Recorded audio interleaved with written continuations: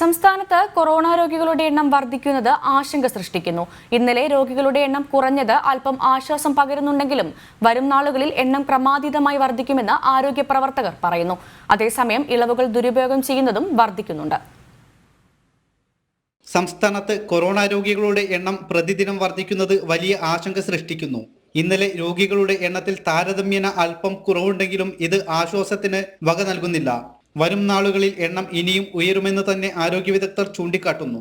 ബുധനാഴ്ച രോഗബാധിതരുടെ എണ്ണം 10,000 കടന്ന് കുതിച്ചിരുന്നു. എന്നാൽ വ്യാഴാഴ്ച ഇത് 5,445 ആയി കുറഞ്ഞു. പരിശോധനകളിലെ എണ്ണത്തിലെ കുറവാണ് രോഗികളുടെ എണ്ണം കുറയാൻ കാരണം. അതേസമയം സംസ്ഥാനത്ത് ശക്തമായ നിയന്ത്രണം ഏർപ്പെടുത്താത്തത് വലിയ തിരിച്ചടിയാകുന്നുണ്ട്. ഇളവുകൾ ദുരുപയോഗം ചെയ്യുന്നതും വർദ്ധിക്കുന്നു. നിരോധനാജ്ഞ പ്രഖ്യാപിച്ചെങ്കിലും ഇത് ഗുണം ചെയ്യുന്നില്ലെന്നാണ് കണക്കുകൾ സൂചിപ്പിക്കുന്നത്. പോലീസിന്റെ ഭാഗത്തു നിന്നും കർശന ഇടപെടൽ ഇല്ലാത്തതും തിരിച്ചടിയാകുന്നു. ഓരോ ദിവസവും മരണനിരക്ക് വർദ്ധിക്കുന്നതും വലിയ ഭീതി ജനിപ്പിക്കുന്നു. ഇന്നലെ മാത്രം കൊറോണയിൽ ജീവൻ പൊലിഞ്ഞത് 24 പേർക്കാണ്. സമ്പർക്കത്തിലൂടെയുള്ള രോഗവർദ്ധനവാണ് മറ്റൊരു ഭീഷണി. 90% രോഗികളും ഇപ്പോൾ സമ്പർക്കത്തിലൂടെയാണ്.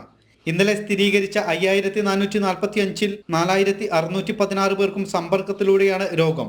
ആരോഗ്യ പ്രവർത്തകർക്കും അനുദിനം രോഗം വർദ്ധിക്കുന്നത് വലിയ ആശങ്ക ഉയർത്തുന്നുണ്ട്. ഇന്നലെ 73 ആരോഗ്യ പ്രവർത്തകർക്കാണ് രോഗം സ്ഥിരീകരിച്ചത്.